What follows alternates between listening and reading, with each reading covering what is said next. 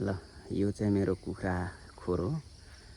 मैले चाहिँ यहाँबाट भर्खरै कुखुरा निकालिसकेर बेचिसकेपछि आज चाहिँ यसलाई मैले धुने तयारी गरिरहेको छु। र यसरी धुँदाखेरि चाहिँ यहाँको सबै कीटाणुहरू, यहाँको दुर्गन्धहरू चाहिँ धेरै रूपमा जाने भएको हुँदाखेरि हामीले चाहिँ यो कुखुरा निकालिसकेपछि चाहिँ यसलाई धुने र अरू यहाँको सङ्क्रमण, यहाँको कीटाणुहरू चाहिँ हटाउनको लागि राख्नुपर्ने कुराहरू, निसङ्क्रमण गर्ने स्प्रे गर्नुपर्ने कुराहरू र चुनाहरू राख्ने कुराहरू चाहिँ पनि हामीले गर्ने गरेको छ। विशेष गरेर चाहिँ कुखुरा निकालिसकेपछि हामी चाहिँ यहाँको अब कति त पुस्दाखेरि हैन, सोर्दाखेरि जाँदैन नि त, मसिनो कडहरू, मसिनो यसको चाहिँ मलहरूको दुर्गन्धहरू रहने भएको हुनाले चाहिँ हामीले चाहिँ यसरी पानीसँग धुने गरेको छ। र यसो गऱ्यो भने चाहिँ यसरी एकदमै सफा रूपले यहाँ अलिकति हामीले धुइसकेको छौँ चाहिँ राम्रो सफा हुने गर्दछ। त्यसैले हामी चाहिँ धुने गर्छौँ। र आज चाहिँ यसलाई कसरी धुने र यसलाई धुइसकेपछि कसरी बाहिर यो पानी पास गर्ने भन्ने कुरामा हामी सबै भिडियो म देखाउन गइरहेको छु। यहाँहरूले माया गरेर हेरिदिनु होला भन्न चाहन्छु।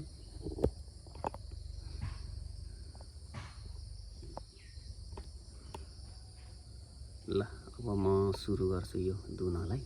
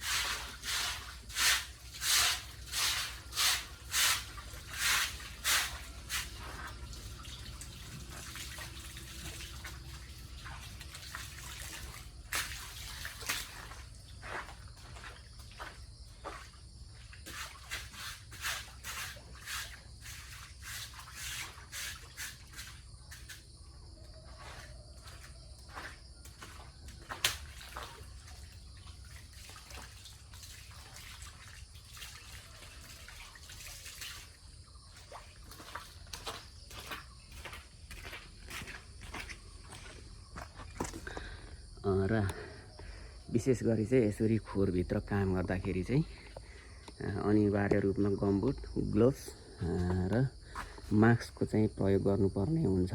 आज चाहिँ मैले भिडियो बनाउने क्रममा त्यो प्रयोग गरेको छैन, तर म प्रयोग गर्ने गर्छु। र यसरी चाहिँ हामीले धुइसकेपछि हैन, यसरी चाहिँ यहाँको लेदहरू सङ्कलन, यहाँको सबै सङ्कलन गरिसकेपछि चाहिँ यसलाई पास गर्नुको लागि चाहिँ हामीले यहाँ पर एउटा पास गर्ने यो ठाउँ यो पिलरदेखि पछाडिपट्टि रहेको छ र यहाँ एउटा रहेको छ। अब यसलाई चाहिँ धोइसकेपछि चट्ट यहाँ एउटा छेड राख्नुपर्छ। त्यो छेड राखिसकेपछि चाहिँ यसरी बाहिर देख्न सक्नुहुनेछ। यसरी बाहिर चाहिँ नालाबाट बाहिर पास गरिसकेपछि चाहिँ यो मजाले कति चाहिँ यहाँ अल्झिने पनि हुनसक्छ। त्यसो हुँदाखेरि चाहिँ यताबाट चलाइदिनुपर्छ। त्यसपछि यसरी बाहिर पनि जान सक्छ, बाहिर मजाले जान सक्छ यसरी। अनि हिलोहरू मजाले पास हुँदाखेरि चाहिँ एकदमै राम्रोसँग यसलाई धुन मिल्छ र यसरी धुइयो भने चाहिँ एकदमै सफासँगले यहाँको सङ्क्रमणहरू अर्थात् यहाँको मलहरू चाहिँ बाहिर हुने भएकोले खोर एकदम राम्रो भएर अर्को चल्ला राख्दाखेरि चल्लाको स्वास्थ्यमा आउने समस्याहरू चाहिँ एकदमै राम्रो हुने र चल्लालाई अहिलेको दुर्गन्ध, यहाँको पुरानो दुर्गन्ध, कीटाणुहरू नसर्ने, यदि पुरानो कुखुरालाई चाहिँ रोगको सङ्क्रमणहरू थियो भने त्यो सङ्क्रमणहरू नहुने र विशेष गरी यो दुर्गन्ध नभएको भएर चाहिँ यसो गरेपछि दुर्गन्ध हट्ने, धेरै राम्रो दुर्गन्ध हट्ने भएकोले चाहिँ चल्लाहरू राख्दाखेरि चल्लाहरूको स्वास्थ्यमा एकदमै राम्रो हुने गर्दछ। र हामीले पास चाहिँ भित्रबाट त्यसरी धोइसकेपछि चाहिँ हामीले यसरी पास बाहिर यसरी हिलोसँग एउटा जानकारी गराउन चाहन्छु। यो चाहिँ हामीले नाला अलिकति सानो धुलो राखेकोले गर्दा त्यस्तो राम्रोसँग हिलो बाहिर पास गर्दैन। तपाईँहरूले चाहिँ यदि राख्नु चाहनुभयो भने यसलाई चाहिँ अलिकति ठुलो 20-25 mm को नाला, अलिक ठुलै एमएमको नाला चाहिँ अट्ने गरेको धुलो राखेर राख्नुभयो भने चाहिँ त्यहाँबाट चाहिँ हिलोहरू एकदम बाक्लो हिलोहरू पनि मजाले भतत पास हुने गर्छ। त्यसले गर्दाखेरि चाहिँ अलिकति यो सरसफाइ वास गर्दाखेरि चाहिँ अलिकति सजिलो हुने गर्छ। त्यसले गर्दा यदि तपाईँहरूले त्यसरी राख्ने चाहनुहुन्छ भने त्यसरी राखिदिनु होला। हाम्रो यता पनि खोर एउटा निर्माण हुँदै गरेको अवस्थामा छ र